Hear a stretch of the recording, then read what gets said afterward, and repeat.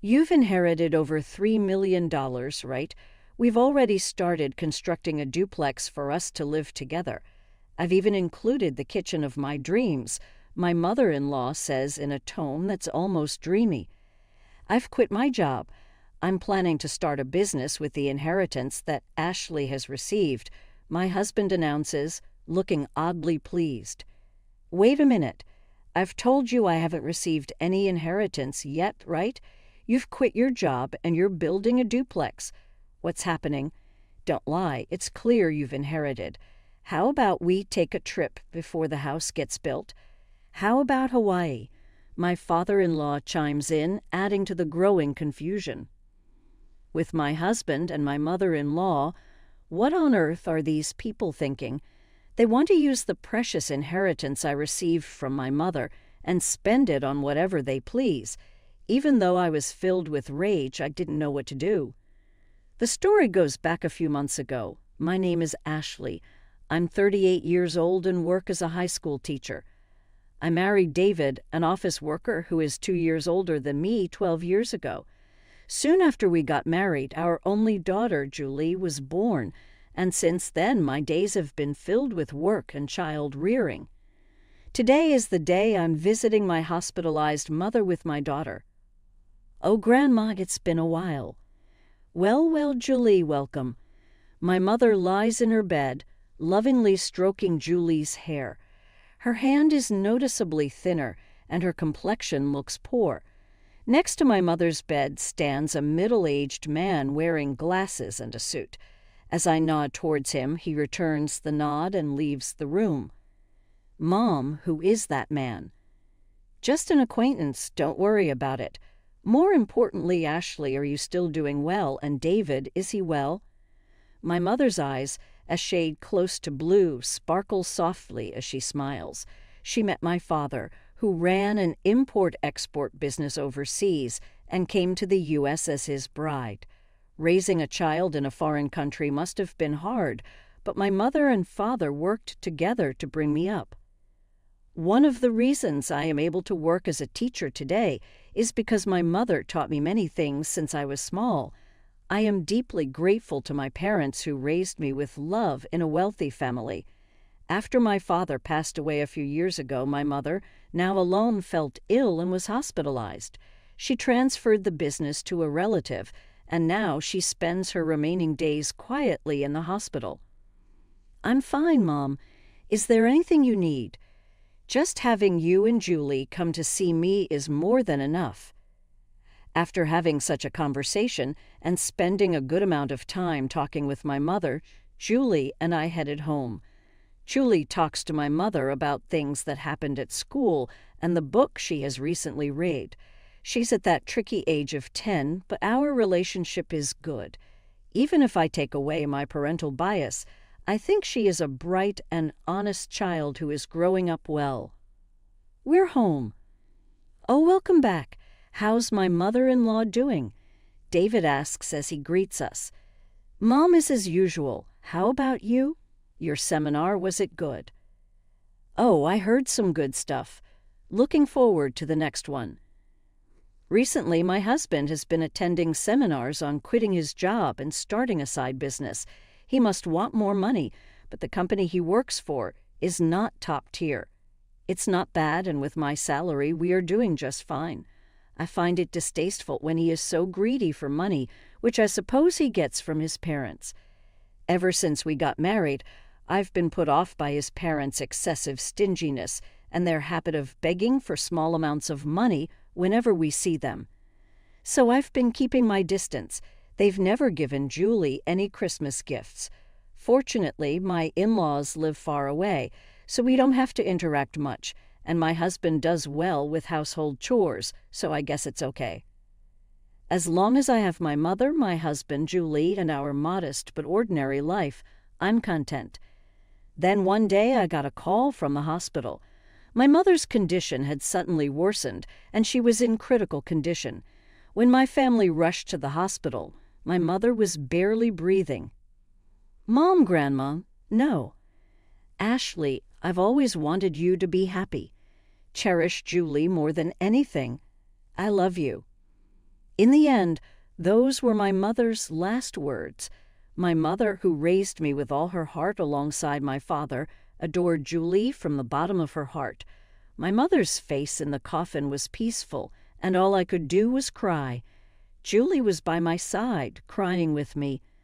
A little while after my mother passed away, an envelope arrived at our house from a law firm. Ashley was perplexed as she opened the envelope from an unfamiliar sender. Inside was a document stating, "I have been entrusted with your mother's will, which leaves all of her inheritance to you, Ashley." Ashley and her mother had never discussed the subject of inheritance before, so she was taken aback. However, since the letter had indeed arrived, she decided to visit the law firm on her own. "Hello, I'm the attorney, Ed." The man who appeared was the middle-aged gentleman with glasses who had been present when she visited her mother in the hospital. "You were in my mother's hospital room before." Ashley questioned the man with the familiar face. "Yes, we met in the hospital room. Actually, from that time I was entrusted by your mother," he replied in a kind voice. Hearing his voice, Ashley found herself on the verge of tears, and then she was shocked beyond belief. $500 million? Yes, Ashley. When your father passed away, you waived your right to the inheritance so your mother could receive it all. When you add that inheritance to your mother's personal assets, even after deducting taxes, this is the amount your mother has named you as the sole heir. My parents had indeed been wealthy, but I hadn't imagined that they had left such an inheritance. I had never asked my parents for money after getting married and avoided the topic of inheritance as it seemed unlucky. Feeling dizzy, Ashley realized this must be an expression of love from her mother. With that thought, she left the procedures to Ed. "Your mother cared about you more than anything. She instructed me to assist you if necessary. Please feel free to discuss anything with me." "Thank you. I appreciate your help." Ashley bowed her head several times to Ed and left the room. Time passed, and it was around the time of her mother's 49th day memorial service. Her husband David began to frequently ask about her mother's inheritance. When they had married, her father was still running his business, so David was vaguely aware that they were wealthy. Each time she asked him to stop talking about it while she was still mourning, he would fall silent, only to subtly bring up the matter of money after some time. The worst were her in-laws. When they came to her mother's memorial service, her father-in-law said, "Ashley, if you are worried about the inheritance, we can help. Hey, we've had our fair share of disputes over inheritance when unmarried siblings died. Inheritance can be complicated. If you're troubled, feel free to talk about it. That's right, rely on us too." Ah, yes. Having never shown any inclination to assist them before, she could only give her in-laws a vague response as they put on a knowing facade. Then, about 3 months after her mother's death, David, who had been quiet recently, finally lost his patience. "Hey, have you received your mother's inheritance yet?" A bad feeling swept over her quickly. Ashley lied. The procedures are complicated, so not yet. In reality, she had already completed the procedures and, upon Ed's advice, had deposited the passbook containing the inheritance in a safe deposit box. But it felt right to say that now. "But it's been 3 months since your mother passed away, right? Haven't you done the procedures yet?" "Yeah, so what?" "Well, never mind. I'm going to bed." For some reason, David headed for the bedroom in high spirits. With the nagging unease in her chest, Ashley prepared for work the next day and then headed for bed. The next day, as Ashley and Julie were cleaning up after dinner, the doorbell rang. Julie hurried to the door, and when Ashley poked her head out from the kitchen, she saw her in-laws who had dropped by unexpectedly and David returning from work. "Why are my father-in-law and mother-in-law here? It's not a big deal, Julie. Go to your room." Julie glanced anxiously at them and headed to her room. "What's going on?" "Never mind that, Ashley. We have something to celebrate today. Ed, her father-in-law, was in high spirits as he opened their fridge and took out a beer. "Celebration. You inherited more than $300 million, didn't you? We've already started building a duplex house for us to live together. It even comes with a dreamlike modern kitchen." The one who spoke in the dreamy tone was her mother-in-law. "What? What are you talking about, Ashley?" "Be happy. We've decided to build a duplex house. We used half of our savings and the money that Mom and Dad have put aside for the down payment. The loan is under my name, but you can pay it all at once with your inheritance, right? Give back to the two of them." "I quit my job. I decided to start a business using that inheritance you received." David, her husband, looked somehow satisfied as he said these words. "Wait a minute, what are you talking about? I told you I haven't received the inheritance yet, didn't I? And what does quitting your job and a duplex house mean? Don't lie, it's clear you've inherited. How about we go on a trip before the house is built? How about Hawaii?" Amidst the escalating chaos, David and her mother-in-law were getting excited, agreeing with what he said. Then David said, laughing scornfully, "You're stingy, Ashley. We've looked into it because you kept saying you hadn't received the inheritance. You can't renounce an inheritance if you don't process it within 3 months. Whether you lied or told the truth about not processing, you still have inherited, right? That is, considering the scale of my father-in-law's company, there must be more than $300 million. We'll be able to live comfortably thanks to them." "Thank you, mother-in-law. Be sure to prepare the money for the duplex house as soon as possible, and my capital too." Seeing David speak like that made her dizzy. But what on earth are these people who want to use my precious inheritance that I received from my mother as they please and indulge in luxury? Although filled with intense anger and about to yell, she couldn't say a word, worried about Julie, who was in the other room. "I'm going outside for a bit," she called out to the three of them, but they didn't hear her, happily discussing how they would use the inheritance. She went out without even taking her wallet. The night wind was cool, and it was then that the tears came. She went to the hilltop park where she used to come with her mother and cried, holding back her voice. Her anger didn't subside. Feeling frustrated and worn out, her heart was exploited, her emotions were a mess. But she couldn't just say she wanted a divorce. They still had their child, Julie. Her mother's words, "Take care of Julie above all else," came back to her, and tears spilled again. Suddenly, someone spoke to her. Surprised, she opened her eyes and the person began to speak softly. 3 days later, she called her husband and in-laws to a restaurant with private rooms. "So you finally came back home after that day. Did you withdraw the money, Ashley? You shouldn't leave home without telling your husband." Ignoring the words of the 3 people, she took out a document. It was a divorce notice already filled out. "David, I want a divorce." "What? What are you saying?" Her husband looked panicked, and her in-laws looked at each other. "I can't go on with you anymore. What are you saying?" David's face was turning red as he lashed out at her. "You're leaving us after receiving the inheritance. You changed because you got the money, you miser." "That's my words," Ashley snapped back.